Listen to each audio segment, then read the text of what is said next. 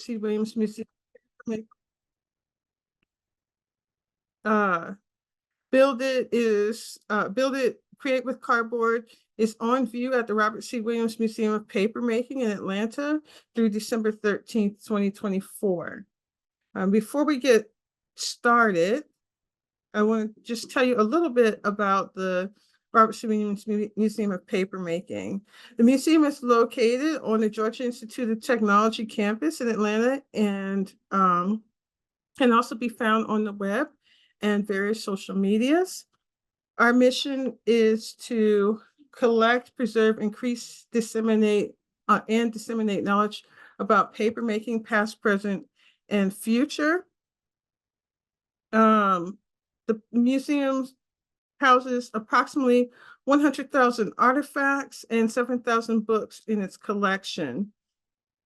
We have 3 permanent exhibits along with the gallery for changing exhibitions. We mount 3 temporary exhibits annually, and the changing exhibits rotate between curated visions of our collection, rentals of traveling shows, and collaborations with artists and scholars. The museum's educational programs serve a wide range of communities and ages. Programming includes hands-on and virtual workshops, as well as virtual demonstrations and lectures. We also provide opportunities for self-guided learning with resources and recordings posted on our website, as well as tutorials on our YouTube channel. Okay, so with no further ado, let me introduce Dr. HyunJoo Oh, who is an assistant professor with a joint appointment in the School of Industrial Design and the School of Interactive Computing at Georgia Tech. She is the director of the CodeCraft Group, where a team of researchers explore how computing technologies can extend and transform familiar and accessible materials, and how these integrations can broaden expressive and technical possibilities for designers. She received her PhD in Technology, Media, and Society from the University of Colorado, Boulder, and master's degrees in Entertainment Technology from Carnegie Mellon University and Media Interaction Design from Women's University. More information about Dr. Oh and her group can be found at codecraft.group. Hi, everyone. Can you guys see my screen, shared screen? Great. While presenting the talk, I guess it'll be hard for me to see the chat window. So you can either just leave your question there, or actually while I'm talking, feel free to interrupt me. I'm happy to make this more interactive. So anyway, let's begin. Thank you all for joining me this time. I don't know which time zone you are in, but here in Atlanta, it's 8 p.m., so it's quite late. My name is HyunJoo Oh, and as Arishia introduced me, I'm an assistant professor in the schools of industrial design and interactive computing here at Georgia Tech, and I'm leading CodeCraft research group. So in my group, we design and build technologies, tools, methods that combine familiar, accessible craft materials with computing. And we work with a wide range of designers, including K-12 children and youth, educators, hobbyist makers, and professional designers. And our focus is on how computing technologies can expand the ways designers use everyday materials and tools. And as we develop these technologies, we explore how combining familiar materials and computing can enhance both the expressive and technical possibilities for designers. And we work on this because I believe that tools, materials, and techniques all of which I would call technology, shape how we think, make, and learn. So with that in mind, in this talk, I'd like to share some of our group's projects with our vision for paper as a friendly, affordable, and accessible medium, and also as one that inspires and enables the creation of advanced technologies. I will start by briefly presenting a few projects that blend paper with electronics and computation components, focusing on how paper can enhance accessibility in educational contexts. Then I will move on to some other projects aimed at expanding the capabilities of paper and paper craft friendly tools by integrating printed electronics. So the first project I want to share is paper mechatronics. It was my PhD project, in fact, many years ago, and I dedicated um, um, like 5 to actually at this point almost 10 years of my time on developing this project and sustaining it from the really ground up. And yeah, so this one has a lot of yeah, love and time, energy involved. But really, when we look into the core of this project, I started from creating a web-based computational design tool that allows people to design their own mechanical movements. So in the website, it's still ongoing work. In the website, users can adjust parameters through an interactive simulation. And once they are happy with their design, they can download the parts and assemble them using step-by-step tutorials available on the website. This project website is still live and active, and on average, it still gets around 2,000 visitors from all around the world each month. So feel free to check this out. So really, in this whole project, um, I have worked with a lot of students and educators, and really a variety of groups of makers. And you can see here how they adapted into such creative, detailed, and whimsical stories and expressions. And as an example, all of this example you can see in this page, all of these are based on just one mechanism, rack and pinion mechanism. And you can see how just one mechanical movement can invite all different kinds of, personalization space. And of course, always there are some creative individuals who want to go beyond what's given almost every workshop. And they often, actively just modify given mechanisms and combine multiple mechanisms to create their own, mechanical movement. So you can see even further varieties of this. Um, Some other really interesting and amazing findings throughout this project is how this overall approach can leverage just the whole power of paper as a rich and empowering material. I say it's rich because really paper can invite the existing culture of paper crafting, aesthetics and expressions such as drawing, coloring, cutting, and folding, all of those.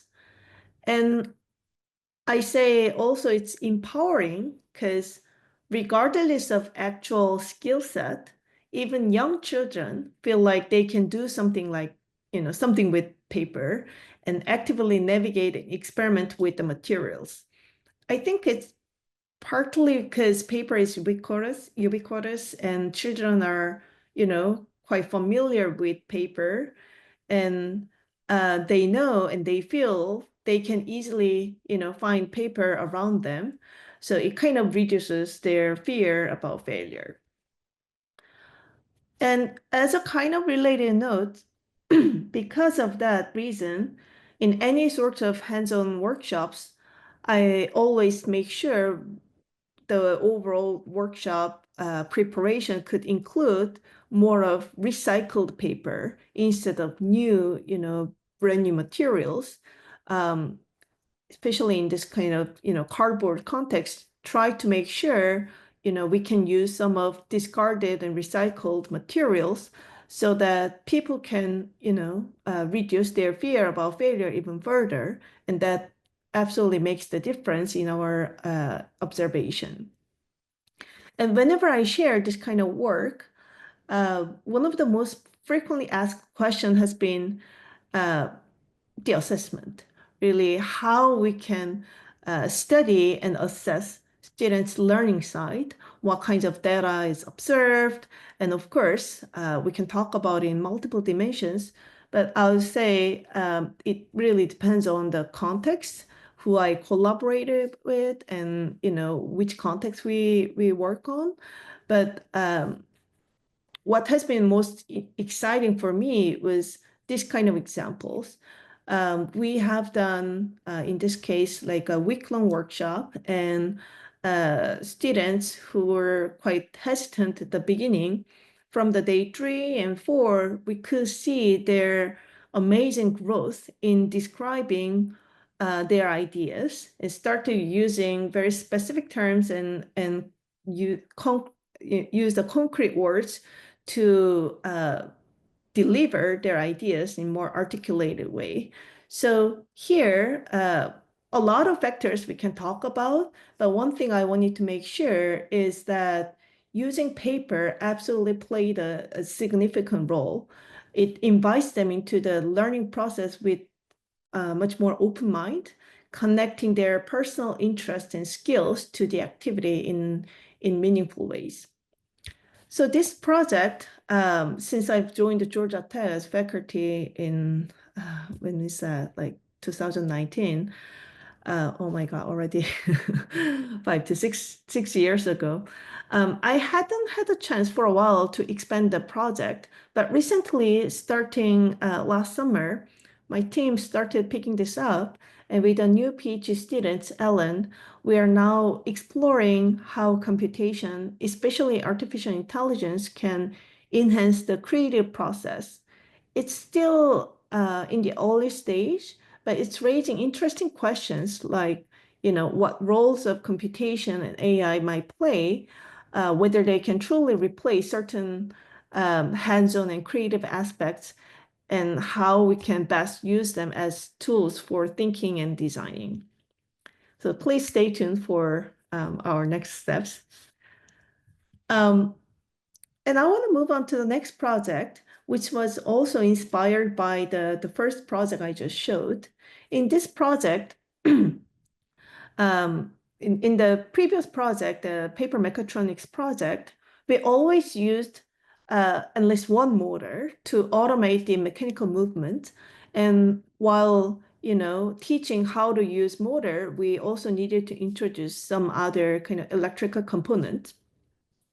And later on, I started learning that even if students kind of demonstrate amazing creations, adding motors and program them, they actually had unclear ideas about what's really going on inside of each of the electronics part. I felt somehow because each of the components are just so optimized, so the ideas are somehow black boxed, underlying principles were not clear or transparent. So I wanted to kind of tackle this issue, and I wanted to think about how we can develop a toolkit and enable a learning activity starting from the lower level of ideas and experimenting with the underlying phenomena. So this motivation inspired us to develop a kit of materials that lets students create their own sensors and actuators using simple components like, paper cards. So for instance, instead of, relying on off-the-shelf sensors, we created, a body of techniques using paper and paper cards that can guide the students through making their own parts. So here's one example of the set. So these cards and whole materials can allow students to build, different sensors and actuators from scratch, and then, combine them in a modular way so that they can design different interactive systems and learn different ideas, learn the underlying ideas.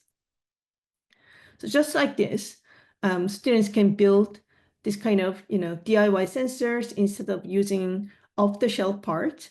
And this process, in a sense, inevitably kind of lowers perhaps the performance. But we chose to rather, you know, prioritize the processes of learning instead of the enhanced better performance of the outcomes, because we focused on the learning side of it. So just overall approach was somehow experimental from our perspective. So using this kit and overall instructions, we want you to really learn about the values, how those could be used in real world environment in the classroom settings and museum settings. So we conducted co-design studies with middle school students and middle school and high school STEM teachers. And through a series of studies for the past 3 to 4 years with both educators and students, we started learning really important lessons, including how impactful, using paper could be. We learned teachers emphasizing that, paper-based cards could encourage replication and extension. And they talked about crafting and tinkering with paper can make it easier for students to get started with, and using paper can also offer flexibility to explore things further. And perhaps even more importantly, these activities broaden participation. The teachers saw that crafting with paper can invite students who wouldn't typically engage in, hands-on STEM activities, especially, not super surprisingly, many girls, to take interest and then gradually enjoy this kind of learning experiences. So this project is likewise still ongoing.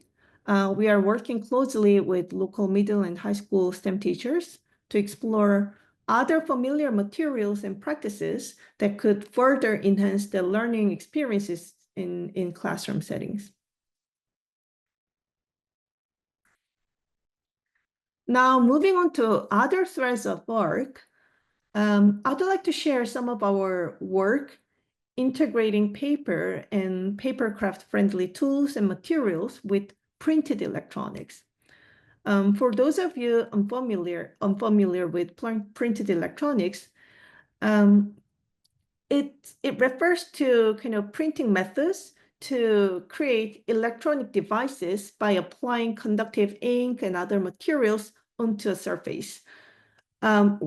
Traditional printed electronics required a lot of specialized equipment and skills, but recently, a lot of advances in material science and human-computer interaction have made these techniques much more accessible.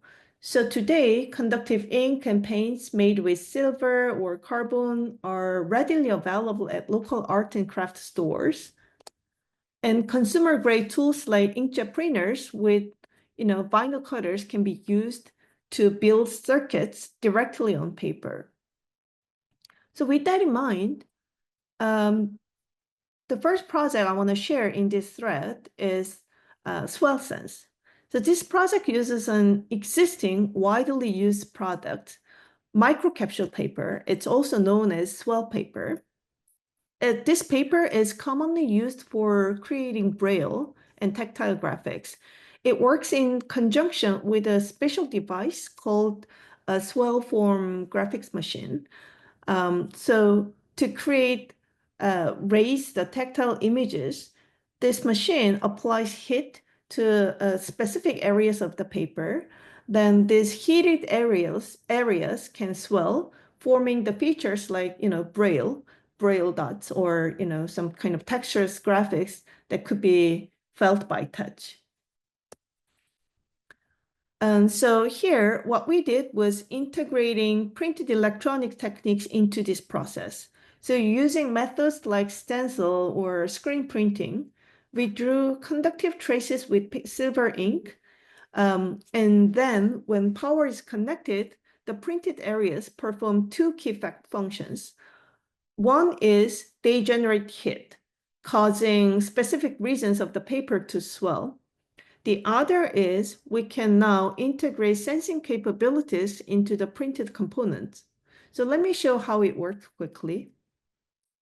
Just like this, we can swell certain parts without the special equipment, and we can also use the printed areas to sense touch, like what you just saw functioning as a kind of, toggle switch. We can expand this context further, adding, tactility to paper and create kind of 2.5 mechanical structures or extended interfaces. Um, we can also kind of use the mechanical structure to build three-dimensional object. And then we can connect it with some additional feedback system like sound and make it more of the interactive systems. And of course, adapting this into existing rich field of tactile interfaces for visually impaired community, we can imagine huge potential for the design space as well. So in our recent extension of this project, we explored how tactile interfaces made with paper electronics could be better designed and used in eyes-free environments.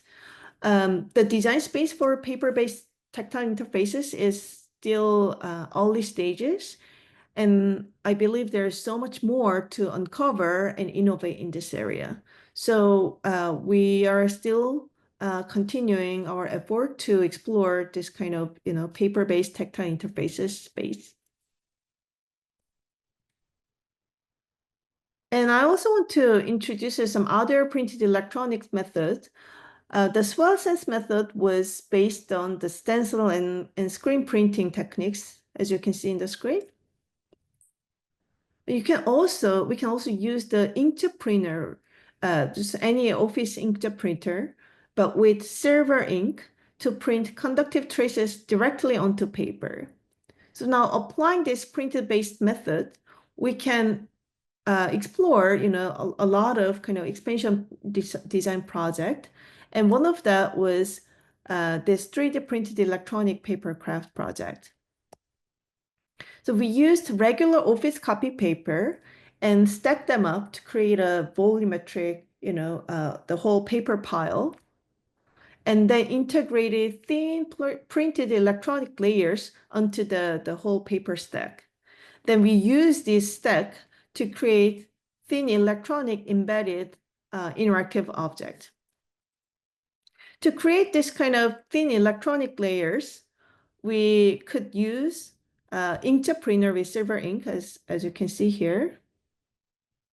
And then we can incorporate this whole stack of paper using this kind of machine. Unfortunately, this company has stopped producing this printer, but around 5 to 6 years ago, there was still this machine. This was a paper-based 3D printer. And what this machine did was basically just loading the whole stack of paper, including thin electronic layers altogether, and then move layer by layer and apply glue and cut each of the layer and move next layer and attach the next layer. So it repeats the whole process until, the full 3D object was created. So applying this pipeline, we can create really a lot of quite diverse interactive object made of paper.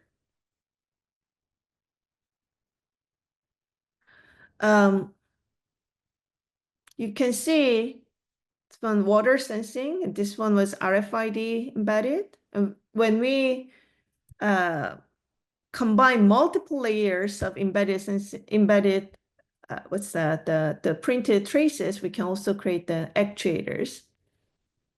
There are a lot going on in this short video, so if you have any questions, I'm happy to chat more about it at the end of it. As said, this 3D printer is no longer on the market, so we haven't been able to continue this project further. But this one demonstrated such a great potential in several directions. And one really exciting possibility was kind of expanding the method of using an inkjet printer with silver ink to Sorry create to circuits. Go ahead. interrupt, but we're not seeing anything on the screen right now. It's just black. Ah, okay. Do you see that now? Yes, Cool. it's Yeah. a says So silver tape. that's correct. Ah, I see. Yes, the first page of the silver tape.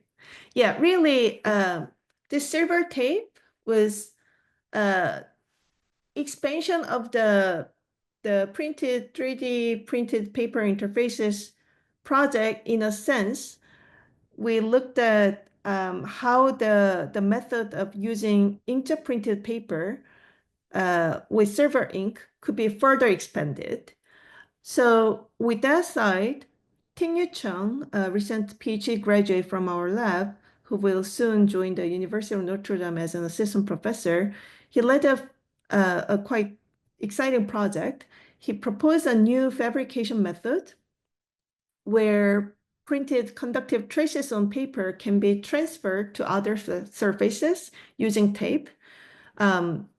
To open up really cool possibilities for flexible and versatile, electronics. This one shows how to use tape just to transfer, printed traces. And using tape as a medium for transfer, we can also take advantage of the diverse material properties of, different types of tape to add unique functionalities. So as an example, we can transfer circuits onto transparent surfaces using transparent tape. And we can also use heat resistance tape to apply the printed traces in where the embedded circuits need to be more durable under high temperatures. And with what else? Like water soluble tape, we can create circuits that are intentionally temporary and dissolvable when exposed to water. So this flexibility can open up really a broad range of application possibilities. Here you can watch some application examples. Using the heat resistive tape, we can sense the heat. This tape, I believe, can sustain up to 120 Celsius like that. And we can also use it to read deformation, the bending side of the deformation.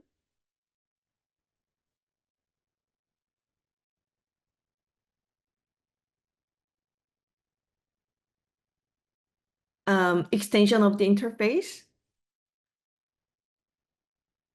Oh, this is my favorite example. So we can view this more as kind of modular expansion as well, and apply them to kind of transparent surfaces too.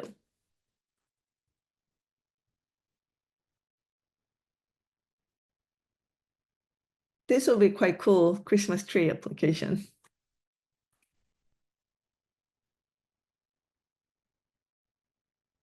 So part of this project was also adapted into what I shared earlier, the Making Computing Visible and Tangible project, specifically as a flex sensor, because this fabrication method can significantly lower manufacturing cost. And during pilot testing, we could also learn that people felt using tape both intriguing and approachable. And because of that, we decided to include it as part of the paper-based educational kit to make the learning process more accessible and engaging. So really, although I presented our whole project as if they fall into two separate categories, one focused on education and the other focused on, advanced technology. I really believe there's a synergetic impact where both directions can benefit and inform each other. The last project I brought is, again, kind of going back to the method of using inkjet printer with silver ink. We looked at kind of the scalability side of it. The one limitation, looking at the left side, using inkjet printer with silver ink, was that the size of the printed circuit was always restricted by the size of the paper and the printer itself, the size of the printer itself. So to overcome this, again, our brilliant graduate, Tingyu Chung, proposed an innovative solution, modifying an existing wall-hanging drawing robot. So there are already a lot of inexpensive wall-hanging robots in the market. The robot works just like this. We can kind of load images to the hardware, then it kind of draws that. And we can hang two kind of we can set up the two exits on the top, the fixed pivot, then it kind of controls where to go and set the whole size. We can kind of adjust the whole size as well. So when developing new tools and methods, one way we validate is really looking at the application side of it. In this case, I don't know if you guys can hear the sound, but this kind of plays the piano sound. So you can imagine really scalable application in the kind of, I would say, media art kind of context. Or we could create kind of human scale, sensible wall integrated with, a lot of everyday scenarios. So really the key idea here was figuring out how to apply the printing method onto a variety of surfaces in a scalable way. So now, kind of stepping back and thinking about, kind of coming back to where I started, I think paper is such a great and strong, compelling platform for innovation. And I believe there's a consensus somehow that paper is an incredibly, accessible material. It's inviting, and its technical and mental accessibility empowers creativity in remarkable ways.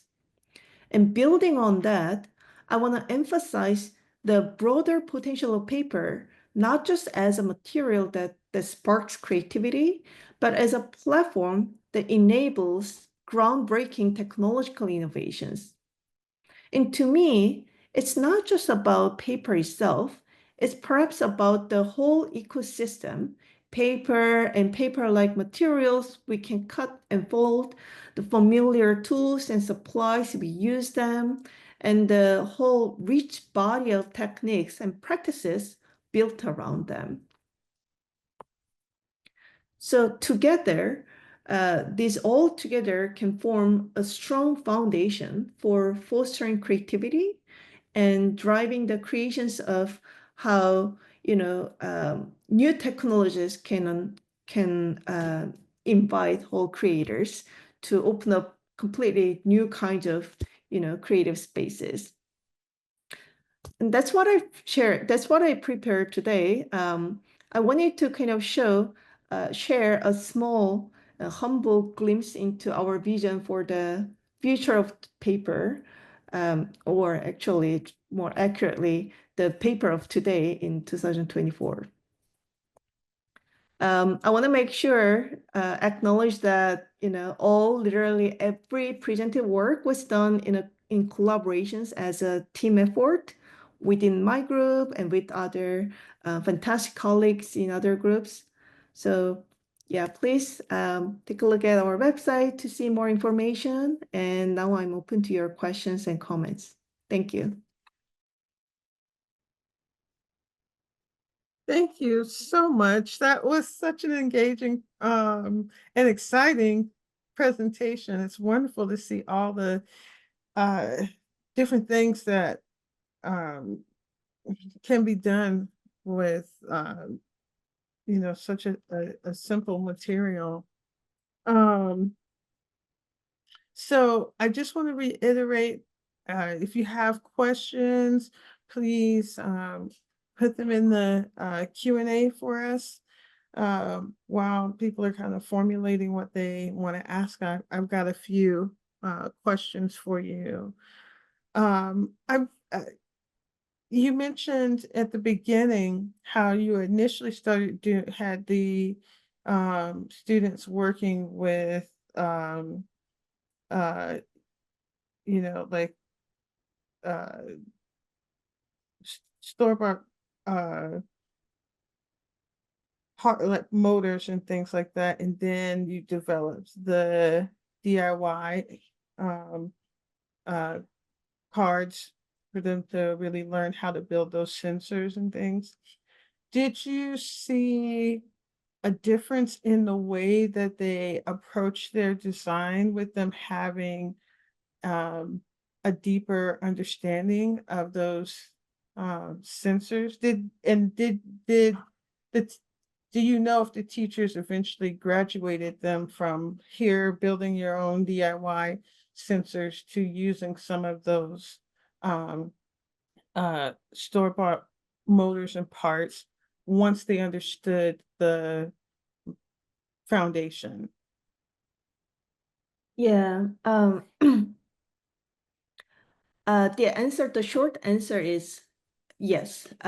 We have seen really compelling potential in the learning lens, really how they can kind of unfold the underlying ideas and take a look at kind of experiment with the underlying phenomena, what is like going into kind of looking at the fundamental side of like fundamental understanding about materials, what materials are conductive or non-conductive.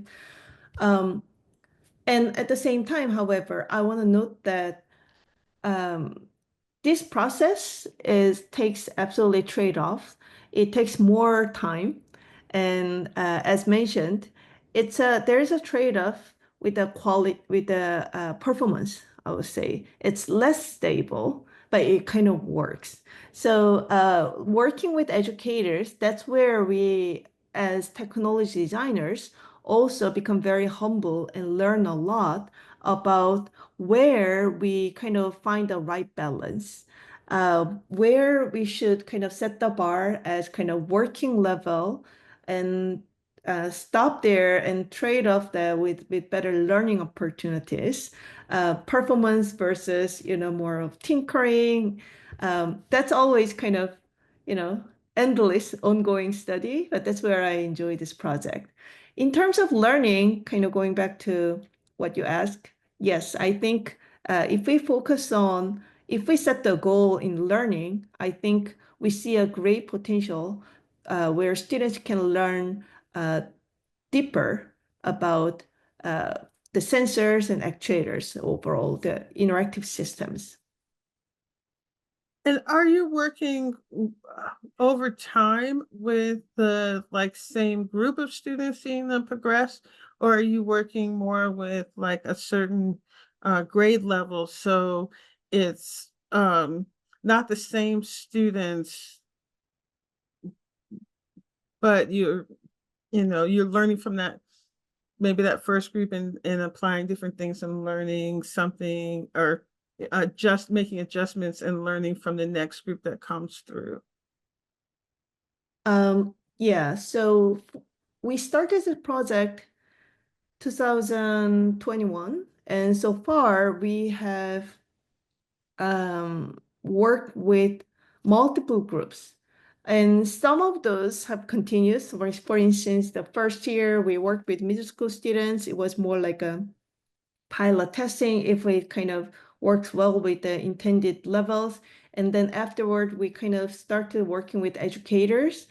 And after kind of round one of working with, for instance, a week-long study with teachers, some of them we invited for the continuous study, and then they revise the material with us together and implement the materials into their classrooms and share their learning as an educator to us, how each of their students kind of adapted the materials, what could be better, all of those.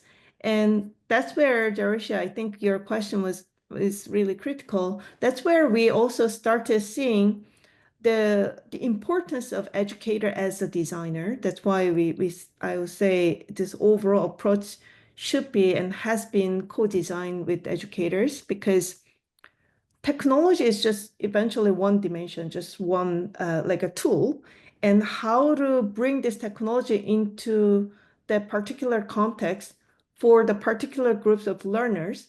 We always have the mediator where the teachers take the role as kind of translator, but it's not direct translator. They also kind of modify the material and design their own pedagogical materials. So we have worked with some of the selected groups of teachers, and that's where we could see how how this approach requires longer term commitment. And we also wanted to kind of see how the same group of teachers and students can adapt this and grow together. We recently submitted a bigger funding proposal to work with, basically to scale things up and to work with bigger groups of local middle and high school teachers. So let's see how this goes. All right. So we have a couple of questions from the audience. It says many of your works focus on paper crafts, but how about other everyday items being used? Um, e.g., documents, books, post-it notes, etc. Oh, sorry, I couldn't hear you clearly. Can you say that again? Many of your works focus on paper crafts, but how Mhm. about other everyday items people use, such as documents, books, post-it notes? Mhm. Uh, Made of paper, I guess. The sounds like the examples that's mentioned includes other kind of everyday object made of paper. If I understood it correctly, that's a good point. And I'm very interested in kind of expanding overall the context where paper becomes very natural and intuitive and sets up strong kind of cultural context of use, such as sticky notes or notebook, or the paper card actually eventually started from there. And what I shared earlier, the expansion project of PaperMac, where we are now looking at the how we can design the next version of computational design tool for mechanical paper craft. We are now also looking at kind of like a 2D a book kind of context, like really the idea started from a lot of movable book kind of context. Because I'm living with a 3 years old son. So a lot of movable books also inspired me. But I guess all I'm trying to say is that the answer is yes, I'm interested. And the challenge so far, although I haven't really looked at the just the extension context deeply yet, I tried so far, and always the challenge and excitement comes from how each of the media require different kind of affordances and different considerations. And that's where new sets of opportunities and challenges comes. For instance, book, because the binding system always sets up interesting technical challenge, at the same time brings the context of sequence and continuation of the content. Um, yes. So the short answer, yes, I'm interested. Um, and when I say paper, it all involves the broader context, but I haven't really invested there in depth yet. Thank you. Let's see. Another question. It says, I'm intrigued by how you position paper as both a creativity catalyst and a platform for technological innovation.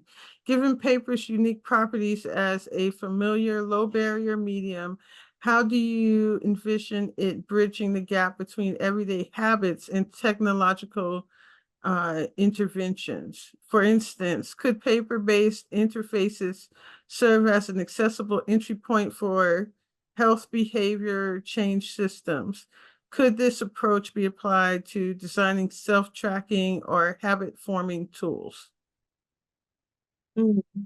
I think I really believe, as said, the power of paper as an empowering medium, not just technical layer, but also, or perhaps more importantly, about the mental aspects. Because when we bring paper, it really sparks like can-do mindset. So it really depends on the context, how we can kind of leverage the use of paper. But uh, I guess if the health context, I don't know what the context would be exactly, but if the context requires the user's kind of active engagement or expression or documentation or some form of kind of hands-on participation, um, paper absolutely can be a good option to reach, I think. Yes. All right. It says, I'm a therapeutic recreation student in college right now, and our major primarily focuses on improving the overall well-being of individuals with disabilities through recreation and leisure. I was wondering if you had any potential past or future projects that you have done or may do that could incorporate paper and technology as a fun way to improve the lives of individuals with disabilities.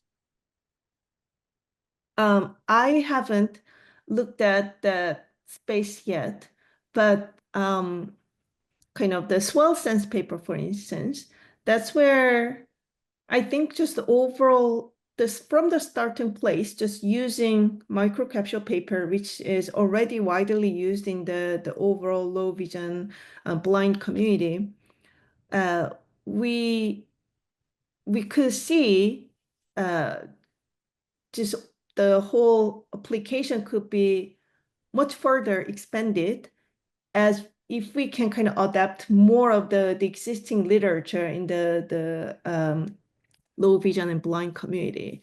Just like that, but we haven't looked at it, but we started kind of talking about it. For instance, my dear colleague, Abigail Stengel, she was one of the co-authors of our recent work, and we started talking about the possibility, but we haven't looked at it.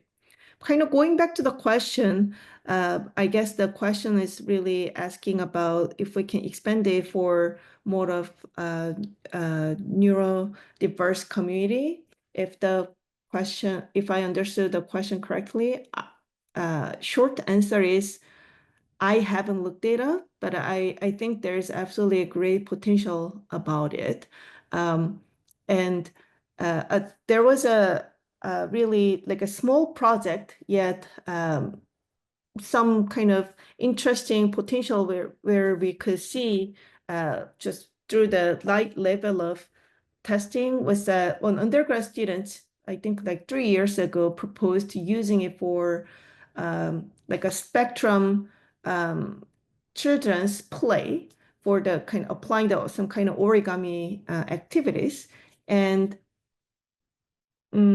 she was talking about how we can kind of first invite the origami activity for fun and for learning, um, fine motor skill activity, like building training.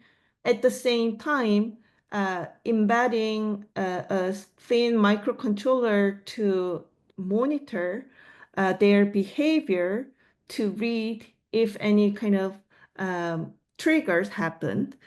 And eventually we really didn't get to the level of, like working with real world users, but her study was mostly about kind of leveraging the existing medical studies. And we could see already this kind of approach is getting adapted in the neurodiversity community. So yeah, why not? I think absolutely there is a great potential about it.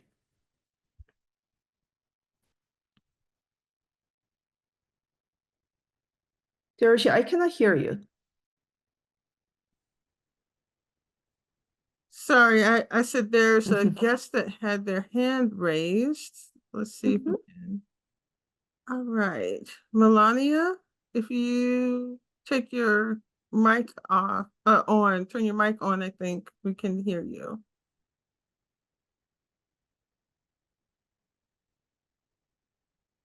Let's see.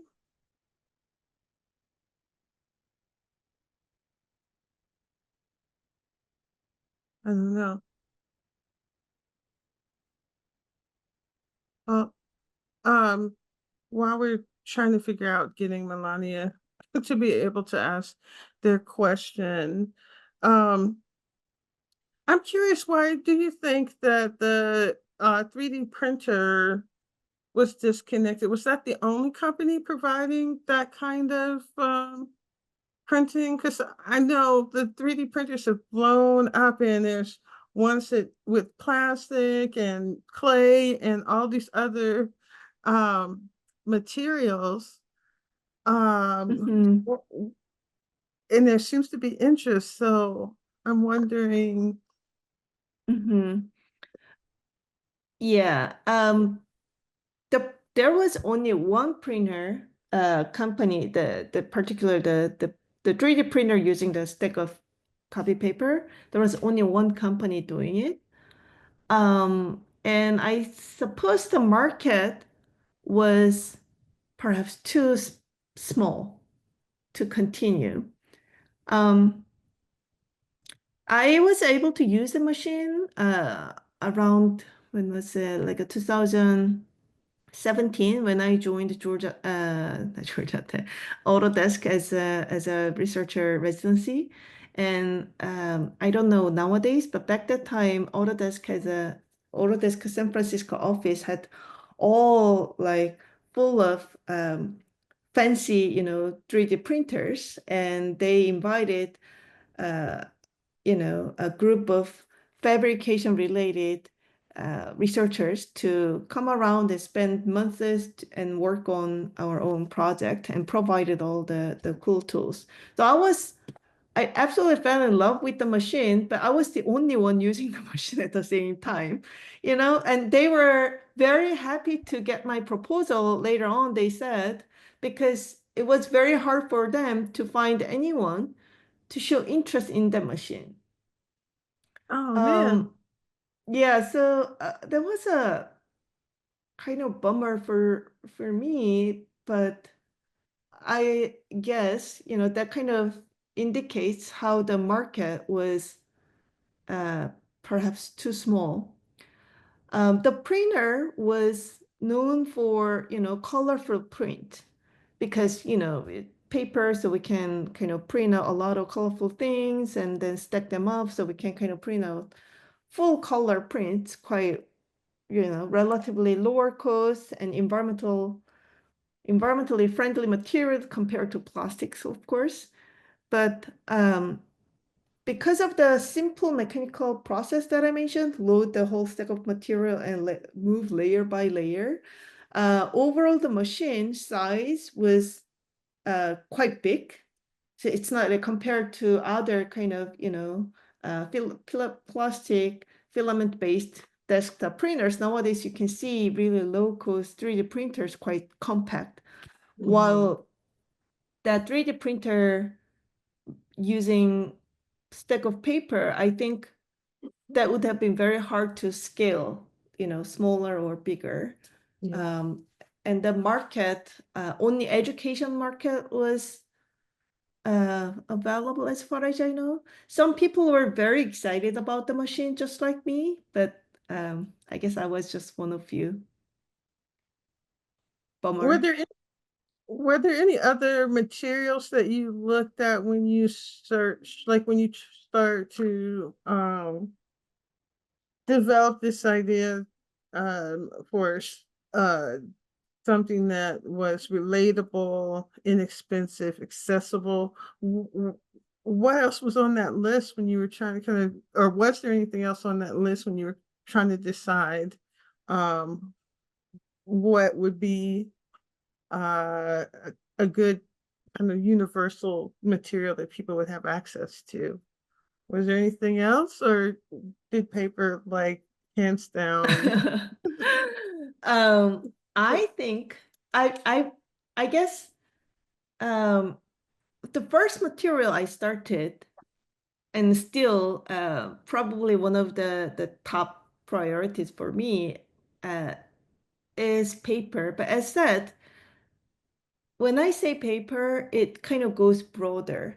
So like really just a whole ecosystem. And while working on, this kind of the context using paper, I have been quite convinced with the can-do mindset, the accessibility, how this can really impact the whole empowerment level.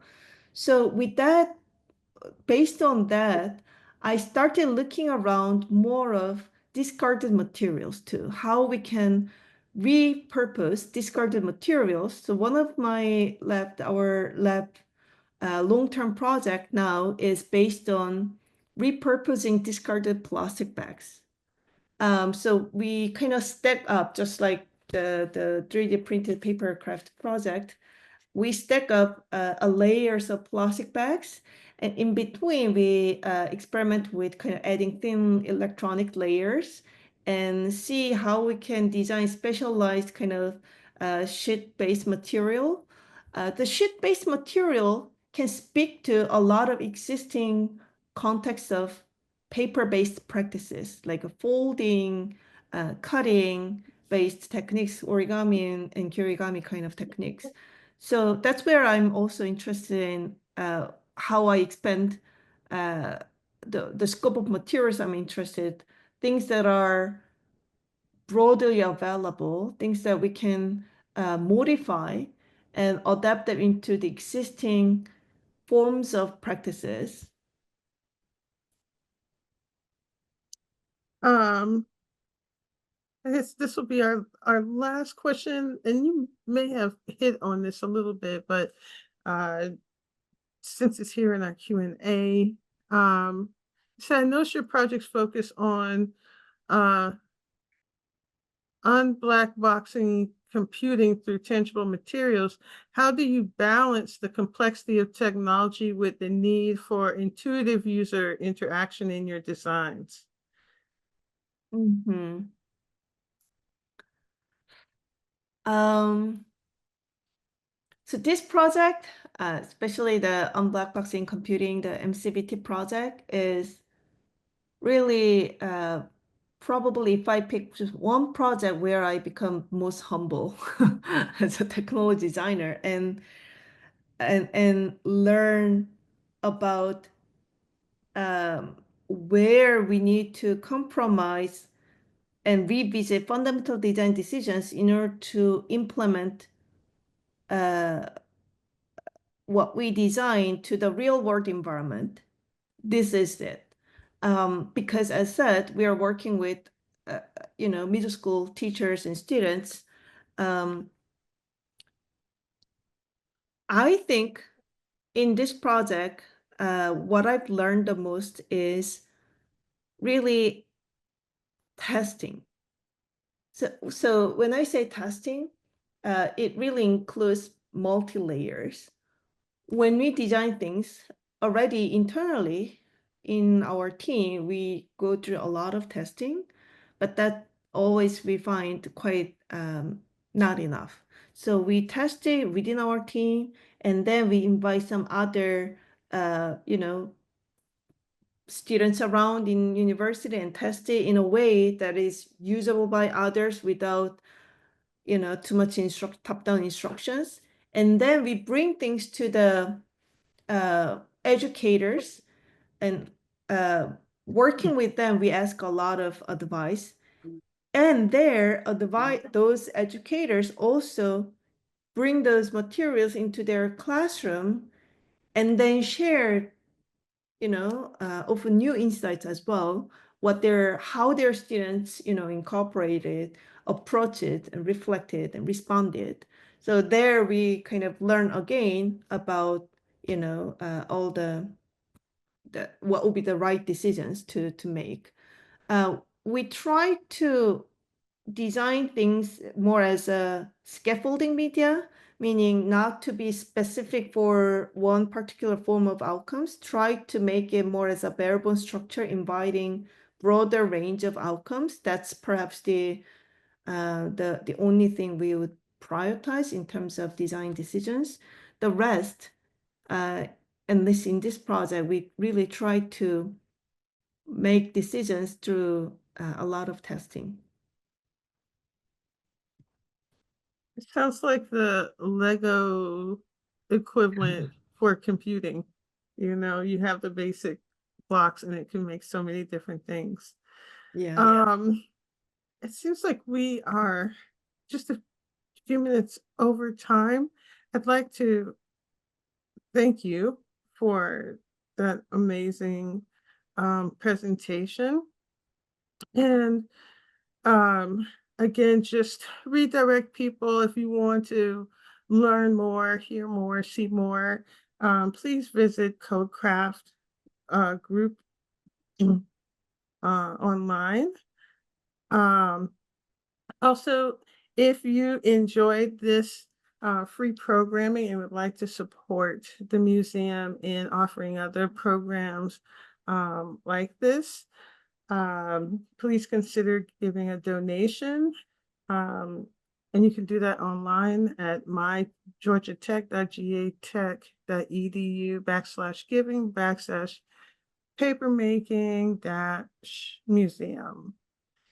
Um, And for the folks that are in the Atlanta area, please come and join us for Family Night at the Museum on Tuesday, December 3rd. Uh, Drop in anytime between 4 and 7 p.m.